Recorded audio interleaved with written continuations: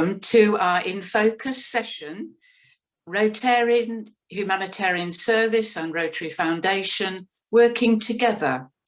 Each month we look at a different Rotary area of focus and bring you inspirational speakers to give you ideas that you may pick up for your clubs and your districts around that particular focus.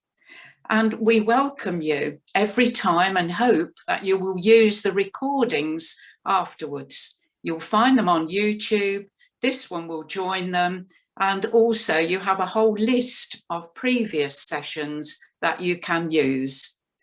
During the session, please do put your questions into the Q&A. Those of you who've sent questions already in, we will do our best to ask them to our speaker, followed by the ones that come in this evening. The area of focus of protecting the environment is such an important one. And I'm going to ask now Tony Roberts, who is one of our assistant team leads in humanitarian service, to introduce our speaker for this evening. So thank you, Tony, if you could do the introduction. Yeah, good evening, everyone, and a happy new year. I'm really pleased tonight to be introducing you to Deputy Hilary Jeune, who is the Government of Jersey's Minister for Energy and Climate Change. Hilary has had an extraordinary career before entering politics, giving advice to a number of governmental organisations, including the World Bank, the OECD, UNICEF, and of course the Government of Jersey. Hilary was also lead policy advisor on development finance for Oxfam and senior policy officer for the Fair Trade movement. Hilary is Minister for Energy and Climate Change for Jersey, also had the opportunity to attend COP27 in November. And I think that to continue the initiative to protect the environment and to drive forward carbon emission reductions. Hilary is going to present tonight on the road to net zero. So I'll hand you over now to Hilary. Thank you. Thank you, Tony, and good evening, everybody, and Happy New Year as well. And thank you so much for inviting me to come to present to you all this evening. As Tony said, I'm going to be presenting to you our road as the Government of Jersey from declaring a climate emergency to get towards the journey to net zero. A little bit about, first of all, I thought maybe we should touch base a little bit about Jersey. I'm sure a lot of you know about Jersey, but just in case, because we are a self-governing jurisdiction, which means we make our own financial and legal systems and we have our own courts of law. So we are British Crown dependency, and this means that we are able to make the legislation and make the policies that we want to. So though we do follow, like lots of things around the UK, when the UK comes up with very interesting initiatives or legislation or policies, we of course discuss whether we adopt those, but we also are able to look around the world and see what other jurisdictions are able to do and see whether they fit into what we want to do, especially coming from a small island. So it's really important to what I'm talking about now is very much the journey that Jersey has been on, in the sense that we are able to take the initiatives from many other areas to be able to develop such policies and legislation. We have a States Assembly that's made up of 49 elected members, and we have a ministerial system. That means we have a government of Jersey that administers the legislation and policies, and I am, as Tony says, the Minister for Energy and Climate Change. But I'm new. We just had the elections in June. We have a new government, and so we're raring to go in this whole area around climate change. Now, I'm sure many of you have seen such a graph in the last few weeks. There's been lots of news about this, that we have seen continuous rises in temperature. Now, this is specifically for Jersey. So we're seeing year on year our average temperature climbing. And so to help us visualize that, we've made this graph that's on the top there, this line, this climate stripes, we call it. And actually in Jersey, we have a big wall outside kind of an area where lots of cars go past, and we've put this climate stripes on the wall to really visualize for people from when things started in 1894 up until 2022. We can show the average temperatures increasing, and we just painted our latest stripe on Friday, and it is the darkest red yet. And you must have heard in the news that also the UK has experienced its highest average temperature, and also the European Union. So we can see that, we are experiencing these increases in temperature. And so because of this, the States Assembly, so those 49 elected members, this was not the current ones elected, but the last lot, decided to declare a climate emergency. So they did this in 2019, nearly unanimous. We had one abstention. So it was across the board really recognised within the States Assembly that we really are in this climate emergency, and we need to do something about that. And that declaration basically said to the government and to the Council of Ministers, you need to draw up plans of what this would look like to be able to see how we could be carbon neutral by 2030. And this is to keep in mind, because eventually we ended up actually going beyond this and actually talking about net zero to 2050. It also instructed the Council of Ministers to have climate change on the agenda regularly at their Council of Ministers meeting, which means it put that high on the agenda, and that it is constantly a sitting agenda item, which is really important when we see this as an emergency. So we need to be constantly thinking about it within the space of other policies that the government is talking about. So when this declaration happened, of course, we had a little blip with COVID, and so that these things haven't gone as fast as we wanted to. But when we decided to go forward with the plans of the declaration, we thought the most important was to start a climate conversation with the islanders of Jersey, so we could really encourage them to take part in the discussions. And so what we did was we launched a 6-week consultation where we talked every week. We had a different topic, for example, about transport, about your food supply chain, about the impacts of climate change. So every week was a different topic, and this was done through social media, through the media, through different kinds of conversations and different ways of getting to the islanders. So you could start building the knowledge and information that led to the idea that we launched, which was a citizens' assembly. And this was a really interesting experience for many people.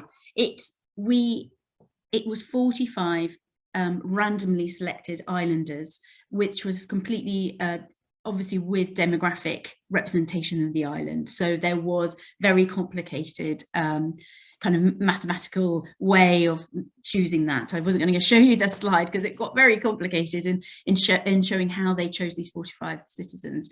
But these 45 citizens were absolutely engaged, and they did 14 sessions of 2.5 hours. And they were facilitated through this process by specialist facilitators, and they were provided with experts who helped them to answer the question, how should we work together to become carbon neutral? And interestingly, I was actually one of those experts in my former role as a consultant, where I specifically focused on carbon offsetting and the challenges and the opportunities around carbon offsetting. So I was able to participate as an expert within the Citizens' Assembly. And the Citizens' Assembly came up with a report that kind of guided what they thought how we should become carbon neutral as an island. So, for example, there's a couple of recommendations I've pulled out for you here in the slide, for example, saying, we need to have more public transport. We need to encourage that islanders' main choice of transport would be public transport going forward. or to encourage more cycling and walking, what that could look like, including infrastructure, information awareness, road safety, etc. And the last very important one that was talked about a lot was in making sure there was a fair transition. So that means that any policies or legislation that would be developed would not have a negative impact on those who are most vulnerable in our society. And this report was then discussed in what we call an in-committee debate in the States Assembly. There's a picture of our States Assembly there, where we all have to sit every 3 weeks.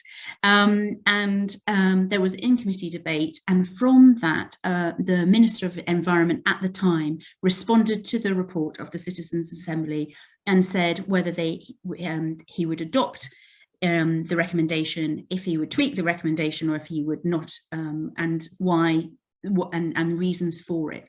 And this led to us developing a carbon neutral roadmap. And so we have a chunk here, and I thought I'd bring it because you can see, you know, this is great policy, like hundreds of pages I had to read as I came in to being a new minister. I got given that, not many, apparently only 2 got printed, and I was one of them, that lucky ones to get the full Monty. But it was agreed in April 2022. So just from the last State Assembly, they agreed this roadmap. And at the same time, we were going through the process of getting the Paris Agreement extended to Jersey. International agreements go through, because of the way the Jersey's constitution, the UK negotiates on our behalf in international agreements. And so we had to request the UK to ratify the Paris Agreement and extend it to us. We went through that process. I, again, as a consultant, helped the government at the time to go through that. And so in May 2022, we were able to extend that. And that is why I was able to go to COP27 and be fully involved with the UK delegation because of that extension. As I said, we had the new elections, new government, and really new push to say, yes, we are definitely going to implement this carbon neutral roadmap and the first phase. So what does the first phase look like? Well, we can see in Jersey, and it's very similar, I think, maybe to a lot of other places, but one big different thing in Jersey is that we don't have any heavy industry. So our main emissions come from transport and from heating. As you can see, this graph says it's about 36% from transport and about 30–40% from heating and cooling systems from both domestic and commercial properties. So we've got quite a focus that we can focus down and to reduce our emissions. Our aim is to go to 68% by reduction by 2030, 78% by 2035, and then get to net zero by 2050. And as you can see there, maybe with the dumbbells, is that Jersey actually doesn't have that compared to, say, Guernsey or the UK.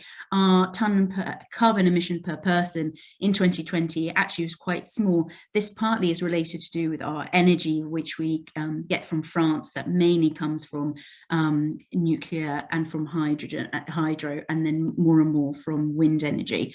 But it's something that we can't sit back on our laurels, because though the Paris Agreement is mainly focusing on scope 1 and scope 2, so that's kind of on island emissions, we're very much, and I'm very much aware that scope 3, which is kind of like our impact externally and what we have in embedded carbon, is probably way more than that. We're a wealthy island that imports a lot of items to the island that has a lot of embedded carbon within that, which means we contribute to many countries' carbon emissions themselves. And I think that's important that we take that responsibility and knowledge forward when we're trying to reduce our carbon emissions. We also, of course, have the finance industry. That is an international finance industry, and again also potentially has a very big impact, both positively and negatively, to global carbon emissions. So it's something that we also take important and has put that in part of our roadmap. And so with that, with our commitments, we have got this graph.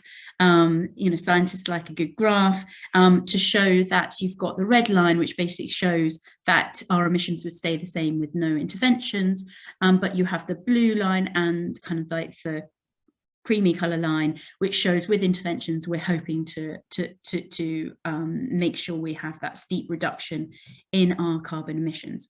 Here is the carbon neutral roadmap, and what it is, it's mainly split up into 4 policies. So we've got, as I said before, transport and heating being the biggest, one of the 2 biggest emissions. So we really focus a lot on this. And for example, in the next few days, I will be launching an e-bike grant scheme and also a heating scheme to try to encourage people to switch fossil fuel heating systems to low carbon heating systems. And we have grant schemes that help to encourage that. But we will also, for example, that's kind of like the carrot, but we want to add the stick in. And so we have also got plans to make sure that we put in legislation that we will ban the import and registration of fossil fuel vehicles by 2030, and for the replacement of fossil fuel heating systems by 2026. So you see, it's very important that we have these grant schemes to be able to help nudge behavior and have those changes to help people move into more low carbon lifestyles. But at the same time, we think that's really important to get to where we want to on our net zero journey, that we also have to implement, we have to put in legislation, both in legislation on kind of banning things, but also within planning as well, and how to encourage more energy efficient housing, when you have refurb housing as well, and planning has a lot to help us with that. So we are trying to encourage on that.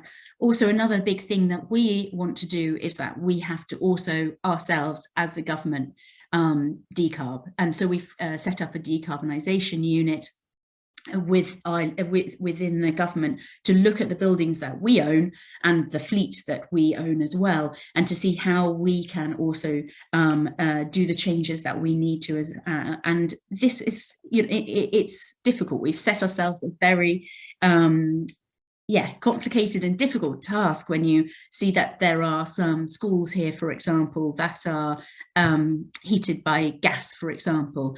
It will require a lot of resources and a lot of innovation, I think, to be able to adapt some of these older buildings and some of these really big buildings to be able to take on less fossil fuel heating systems.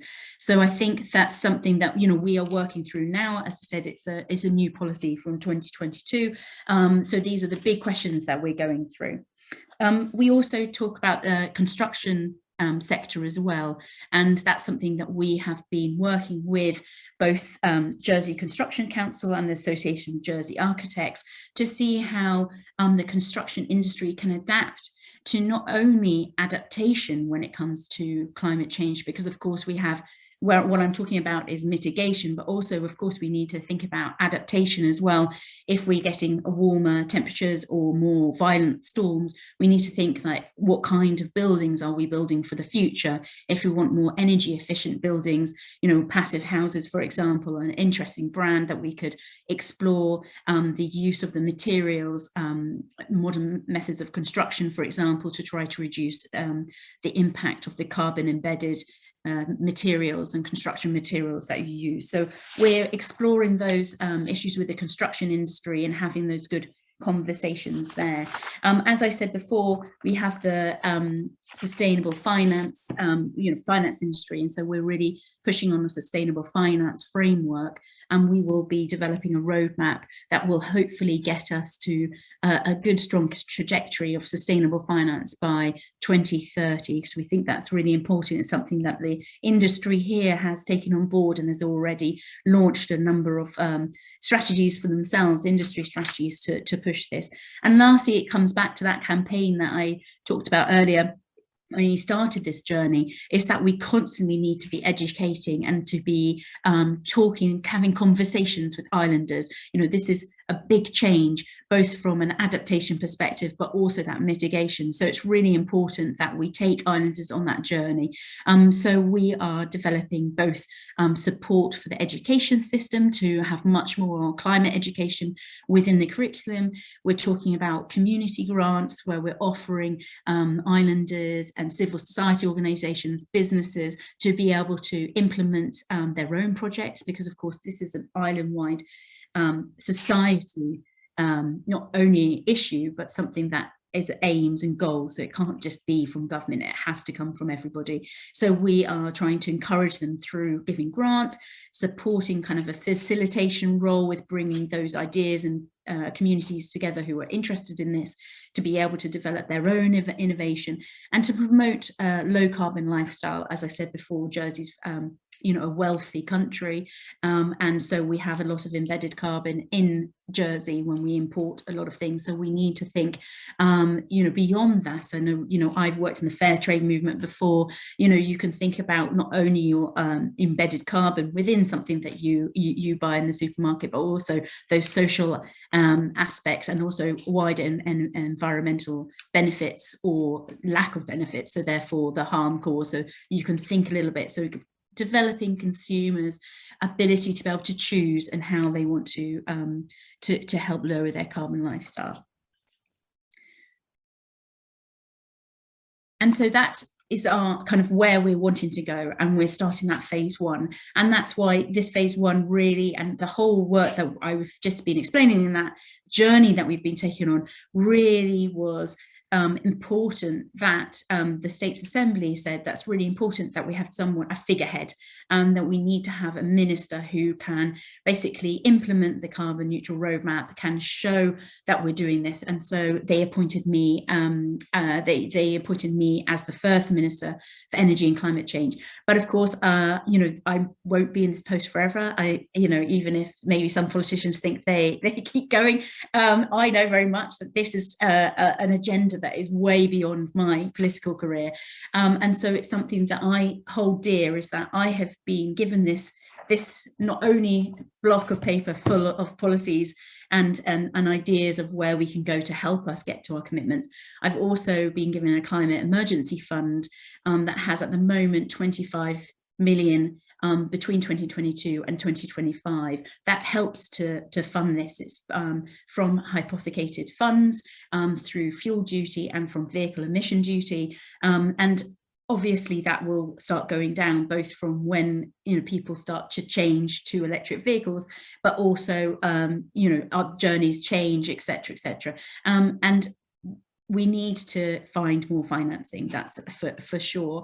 And it's really important, I think, to have that discussion both from funding from a public financing perspective, but also from a private financing, and seeing what we can do and how we can work together. So that's one of my big things for 2023, is to look at the long-term financing. So to help whoever takes on this post and whoever becomes the next Minister for Energy and Climate Change has the same abilities that I've been able to have, or I will be able to have in the next few years, to know that there is funding behind this plan, that they can move forward and they can really get to those commitments. Because I think it's nothing worse, especially having been an activist for many, many years, holding governments to account on their commitments, to not be able to get to those, you know, to be able to actually reach those commitments, I think is really important. Or if not, why not? And be able to explain that very well and thoroughly. So I think that's really important, that that I have that legacy. I find is something that weighs on me, and something that I would like to give the next minister going forward, next government going forward. And of course, this doesn't sit on its own. It's a very chunky policy document, but it doesn't sit because it's really important. Climate change touches everything, you know, and very much around different environmental policies. So, for example, the biodiversity strategy really does impact nature and biodiversity from a negative perspective, but also we can think of how we can utilize that. We are looking at how we can explore with blue carbon, so try to draw down carbon into seagrass, for example, and then this could have knock-on positive effects for marine in the future. We also have sustainable transport strategy that really much speaks to that, what I was talking about earlier about road safety, about infrastructure, to help with islanders who are going to be switching to more active travel, both with normal push bikes, but also with the e-bikes that hopefully they will be able to purchase with the help of the grants that we've been launching. We also have economic framework for rural environment, this is very much focusing on, you know, land management and farmers and supporting farmers, but within that there's very much a focus on that the climate aspect, both from the fact that farmers will have to start adapting, especially when there's more water shortages and the seasons are changing, to helping being part of that mitigation, both from a carbon but also from a biodiversity, ensuring that there's not emergencies for both and trying to reduce those emergencies and the impact of the crises.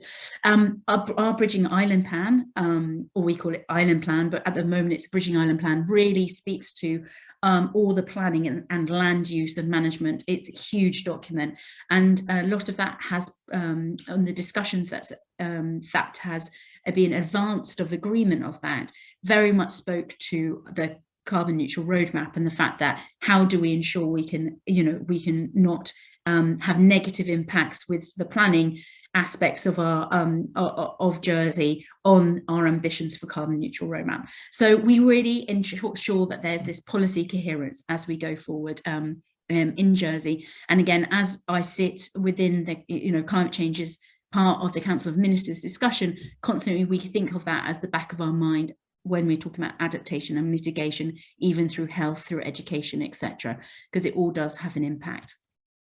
And so lastly, just talking about a bigger, like our climate diplomacy strategy, we have that, it's really important to part of that to show that we are supportive and want to be part of the international community that is really driving, hopefully, positive change around climate change. We work closely with other Crown dependencies, the Isle of Man and Guernsey. I just hosted a small climate summit with my counterparts just before Christmas, where we exchanged ideas, learning, knowledge, especially when you get down to the nitty-gritty of the different policies and how that works, especially on small islands around that transport, that heating, how energy performance certificates, etc. So many very technical aspects, but can really help to start that conversation of really what can we do as small islands. When I went to COP27, I was part of the UK delegation, so it meant I met the different UK ministers involved in this portfolio, and it hopefully showed to them that Jersey is really serious. We take this climate change seriously, and the new government takes it seriously, and especially related to the access to financing this global transition. So really saying from our finance industry perspective, we really want to see how we can be leading on the sustainable finance aspect and ensure that we are doing good within those finance discussions around finance, and making having sympathy and empathy and solidarity with other vulnerable islands. There's a picture there of me meeting the Ambassador for Climate Change for New Zealand and also the Director for Climate Change for the Marshall Islands.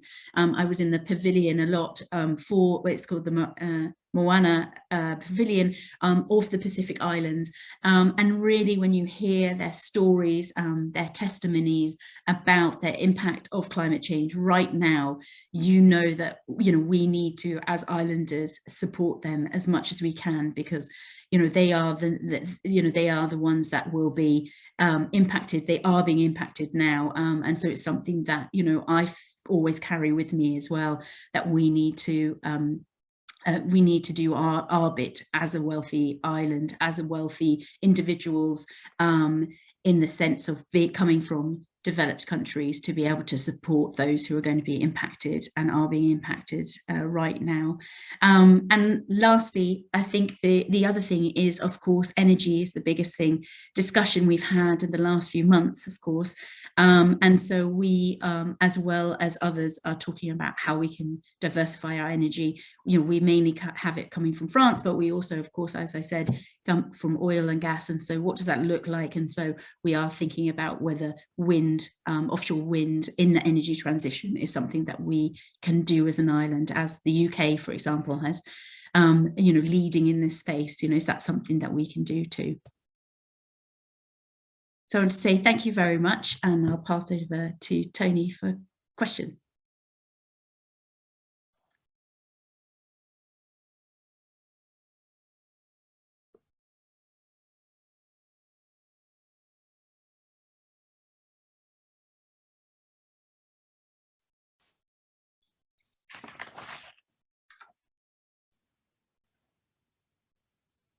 Am I still unmuted? No. Yeah, we can hear you now, Tony. Thank you. Yeah, I think there were a couple of things that I took away from that. It was the importance really of government really working very closely actually with industry, because there's obviously an economic part of environmental, and also working with the population actually on adaptation, and actually how lives may change actually because of what the actions will have to be taken to actually protect the planet. But I have a number of questions which were submitted earlier. The first one actually is from Guernsey, and it's been given to us by someone who in fact is a geologist. And the question is, geological forces are heating up the oceans and subsequently changing the climate. Should we not be more concerned with adapting to these inevitable changes rather than focusing on issues such as carbon and CO2 emissions? Yeah. No, thank you very much. And that's a really interesting question. And it's something that actually was very much being talked at COP and has been talked at COP, because adaptation does seem to be less clear in the international space as mitigation. But in COP, they did launch the global goal on adaptation. And this means that, and this has been established in 2015 as part of the Paris Agreement, but it hasn't had as much kind of press time as maybe in mitigation, because I think it's partly because it's more of a developing country, at the time it was conceived as more of a developing country issue than a developed wealthier country issue. But actually I think we all need to be looking at adaptation. It's really important, and actually they are part of this global goal on adaptation was to have a national adaptation plans, and for Jersey, that's for us our biggest adaptation is of course the sea level rise. And so for that, we have developed a shoreline management plan, which was modelled on the impact of sea level rise on coastal flooding over the next 100 years. And from that, we understand where the weaknesses are, and we will then be able to build business case year on year on how to invest in coastal defences in particular areas. So we now have a very clear for the next 100 years where our weaknesses are, and we can build in over time where we can build up on those weaknesses. So for us, as a small island, I think that was our number one adaptation plan. We are next year going to start looking at a water strategy, for example. We've just had a big hosepipe ban in the summer that lasted quite a long time, and it's the first one it's happened for ages. And I know it doesn't feel like that now, it's rained a lot, but it could still happen again next year with the high temperatures. And so that means we need to start looking at what, our water strategy and what does that look like, because Jersey's water is rain fed, the reservoirs, when we don't have natural springs. So we are completely dependent on the rain, basically. So that's really important. But also, I just would like to flip that and say, yes, adaptation is important, but we still, as wealthy countries, we need to be mitigating, because we are historically and still now are the ones who emit the most emissions. And so I think it's still really important that we continue to reduce those emissions. And at the moment, there's still lots of ways we can do that. We haven't yet reached the point where it's going to get really, really difficult. Like I said, even in Jersey, I know in other jurisdictions, there are plans in place. There are ways of doing this. So I think until we hit that point where it's going to be really crunch time, I think it's really important that wealthy countries are able to put their minds into that mitigation as much as adaptation. Thank you very much. Very comprehensive answer. The second question is, can ecosystem restoration make a significant contribution to reaching net zero?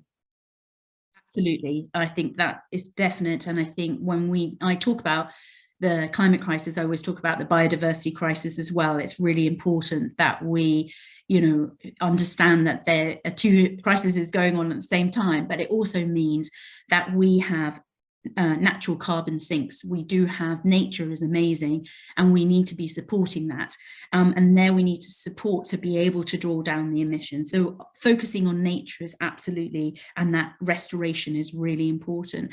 I also, from a food security angle as well, I think it's really important that we need to make sure ecosystem restoration is also there for a food security situation, because we are seeing places in the world that are unable to feed themselves. So it's really important for that.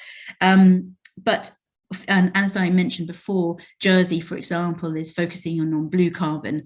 And so for us, that marine restoration of ecosystems in the marine is really important. It's something that we want to be focusing on. Thank you. And the next question is, what is the most important thing which we can do now to contribute to reducing climate change? So I talked about the difference. So you have scope 1, scope 2. So you kind of, what's your immediate emissions, which is kind of mainly coming from your transport and heating. But actually, I think the most important is to really think about your environmental impact of every goods and services that you buy, that you consume, what food you eat, how you choose to travel, your holiday destination, the clothes that you buy. You know, is there a lower impact alternative? And this is something that's really interesting, because as I mentioned, and Tony mentioned, that I've worked in the fair trade movement for many years. So actually, you know, in a way, and I know Rotary have been working a lot on fair trade, the discussion on you as a consumer both is very powerful in how what you consume really can have an impact, both positively or negatively, on not only environmental issues, but also for social aspects. You know, you've worked on that as well. This is the same. You know, I think it's just a continuation of those messages to say what you consume is really important, to actually look behind that and say, you know, how can, you know, ensure that I have a lower impact. I think the second one is, and I would say this, is, you know, how do we get more politicians, more local leaders, more influencers and leadership to also take on this environmentalist aspects, but really do action. I think you know, we've heard quite a bit of lip service, but you know, how can we ensure that we actually get things done and have politicians that actually, you know, have the, you know, the strength to carry it through? Because as you said, Tony, it's also an economic issue, and sometimes those things can bash the short-term economic, maybe will bash against that kind of long-term, and it's really important to have strong leaders who are able to say, you know, we need to see this from a long-term perspective. Thank you. I think Rotary obviously is very committed to the environment. It's one of the major areas of focus, and we have a huge number of Rotarians who become involved in environmental issues. But one of the questions is, you know, what is the best way that Rotary clubs can work towards net zero? Yeah, so my father and my grandfather were both Rotarians, and both presidents of the different Rotary clubs that are in Jersey. I think there's 2, and they were presidents of each at one point. So Rotarians have been very much part of my life growing up. And so for me, I see, you know, you are leaders of the business community. You know, you are leaders in your, you know, in what you do.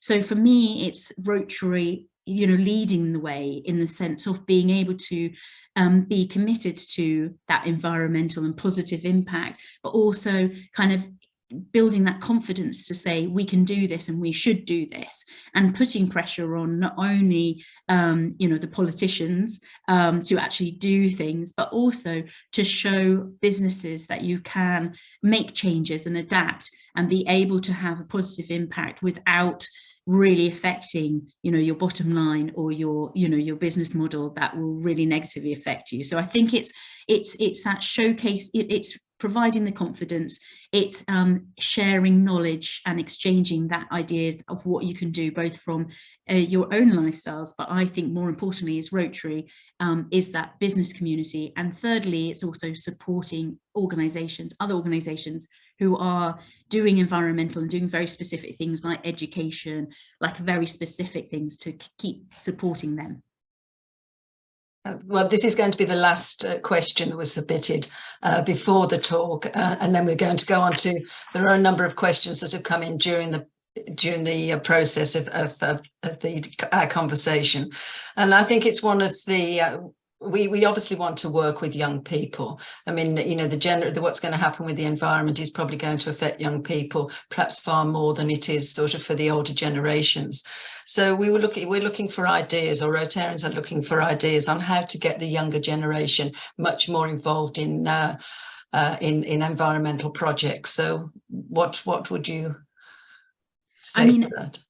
I know when you sent me the questions, there was a list of some things like litter picking, planting wildflowers, planting trees, making bee hotels, awareness of recycling. And for me, that's basically saying keep doing them. But I think it's really important to listen to the youth and say, well, what do they need to help to support the projects that they want to do in this area. For example, maybe they want to have more bike racks so that they can, you know, cycle to school, or they need to have biking proficiency to be able to feel confident on the roads, to be able to get to bike to school, so they can say to their parents, look, you know, we want to do alternative transport, we don't need to take the car, we can cycle, to have that confidence. We can, you know, maybe have a garden area where, you know, they can get into nature and they can, you know, really understand, you know, what it is to grow things, and to be able to see the pollinators, and to be able to understand that ecosystem, which was from the earlier question about restoring ecosystems, you know, really getting to understand nature and to really appreciate it. I think that's really important, and something that sometimes is really difficult, especially if you're in a urban area. That's really, you know, hard to do that, but there are many examples now of really interesting projects that can happen, especially in urban areas. I know that, for example, you have a talk coming up with Emily Stevenson, I think, from Plastic Warriors. You know, so continuously having, you know, those kind of leaders who do, you know, who are speaking to not only yourselves, but then maybe offering those inspirational talks to youngsters to be able to, you know, to learn what they can do is really important. So for us in Jersey, we've just made a pledge for COP26. At COP26 in Glasgow, there was quite a focus on education and on youth, and basically it helps to, the pledge is to develop high quality climate change education into all settings, so not informal and formal. And I think that's important as well. I know there's been in the recently, especially in the UK, focus on that it should be maths. I think there are many other aspects of an education that needs to happen with, you know, for children. And I think providing that really high quality education around climate change actually brings in many other aspects that you can do around biology and science and geography and politics even, you know, you can bring it so much together, and something that the Rotary could help in developing for local schools if it's not coming out the main education system. So yeah, that would probably be my kind of different ideas. And I say, but listen, I mean, my 11-year-old is the eco leader for his school, and he's got tons of ideas. He's had meetings already with, and he's with the head teacher, with the recycle bin people who've come to school only regularly, not regularly, so he wants them to come more. So he's went out and told them they need to come more. He's written to his local like mayor equivalent. We have constables here, so mayor equivalent. You know, he's being very active as an 11-year-old, completely. You know, so they, I think, listen, and they will tell you what they want. Well, thank you very much. I think that's very inspiring. I'm hoping that, you know, the clubs that are here tonight and those that actually listen on the iPod afterwards, you know, come and have a lot of new ideas and new projects. And so thank you very much, Hilary. And I'm going to hand you over to Mike Hodge, who will deal with the questions which we've had coming in. Yes, hello, Hilary. You've obviously answered quite a lot of questions. We've got quite a lot in the Q&A part of the webinar. I'm going to link three together. I hope they're all linked. So how are you encouraging and supporting local communities in your mission? That's one part. To what extent can Jersey generate its own green energy through things like solar panels and wind farms? And are you researching how to motivate people and homeowners by the benefits of sustainable lifestyle as well as financial incentives? Yeah, I think there's a bit of a theme there. Well, a little bit. I mean, encouraging the communities, I think that's what we're about to launch is a net zero network where we will have different branches of interest people, where we've got business at the moment. We have a business community that are very keen on this area, but also we try to educate. So we bring together different kinds, like whether that's procurement, whether it's fleet managers, installers, you know, bike shop retailers, etc. There are lots of workshops that are continuously happening, and we want to bring them together to be able to be in part of this network. We've got the parish system in Jersey, which we have 12 parishes, and we have in most of the parishes, they have climate change community groups.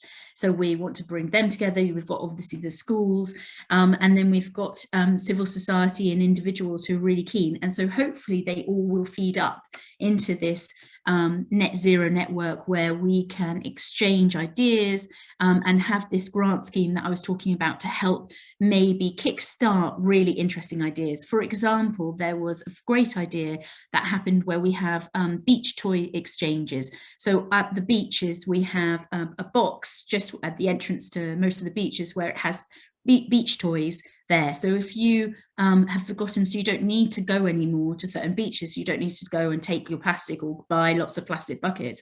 There are already you know, places where you can just pick up all these toys, plastic spades and buckets and stuff, but at the beach, and then you put them back and the next person can use. Fantastic ideas that, you know, have so much benefit for everybody. So this is kind of things we want with the grants. Green energy, yes, really important.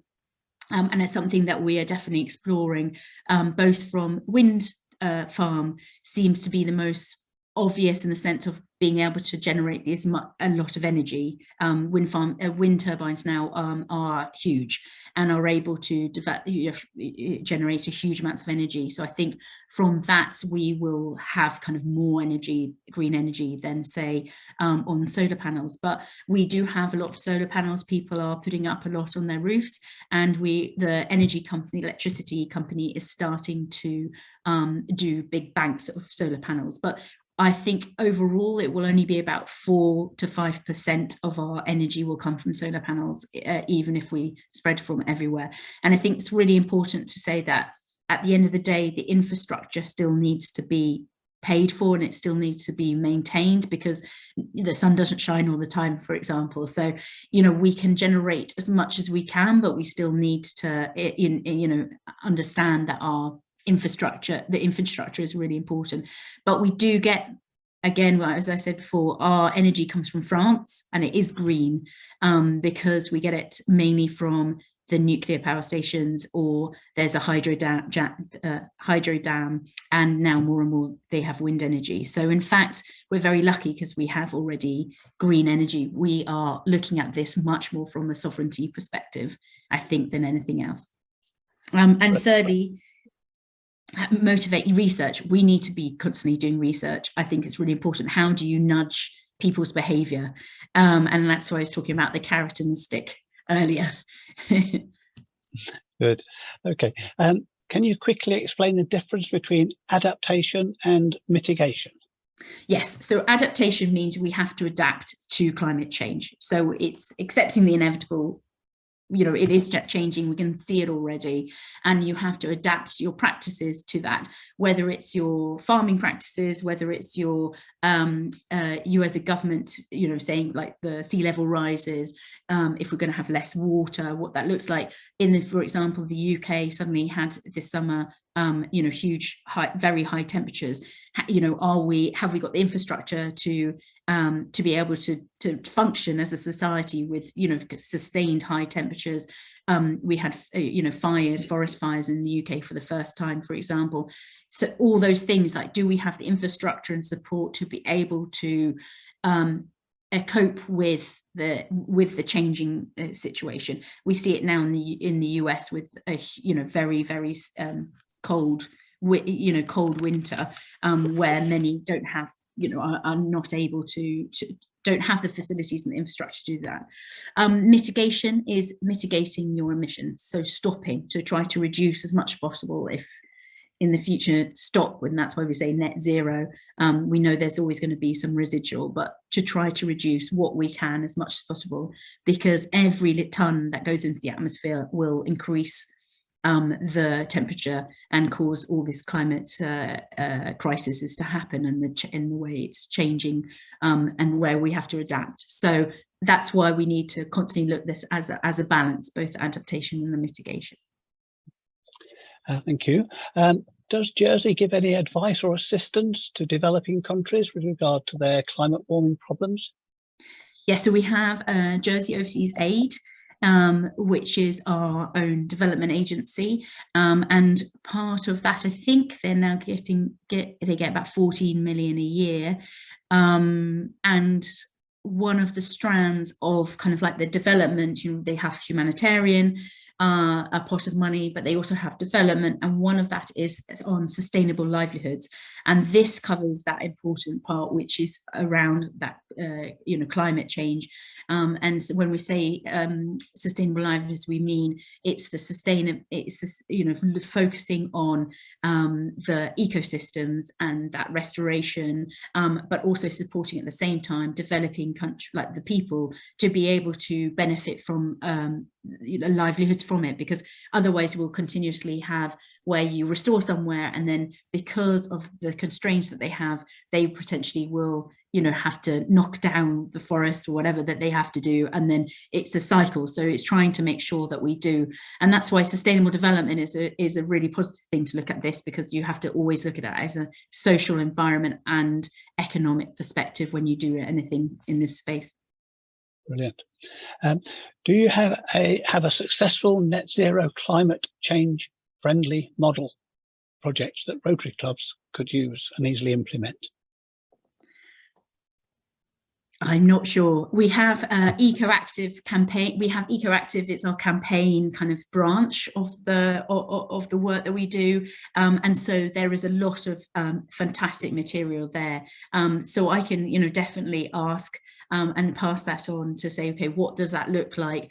I'm doing a talk for the Jersey Rotary in March as well, so between then and now I can think of that. But it's you know, and what I think is really important is Rotary is global, so it's that solidarity, you know, it's that kind of sharing of experiences globally, it's that understanding, that giving that confidence, like I said, to be able to change, both from a business perspective and also from lifestyle perspective. So being able to say, yes, we can do it, and support others who, you know, who to do that as well. Maybe those who are more vulnerable to climate change, and also will find it difficult to change because of cost of living, and the situation that they find themselves. So for me, that is, you know, really the strength of Rotary is that education piece, and it's that giving confidence to change, and it's that, you know, leading by example.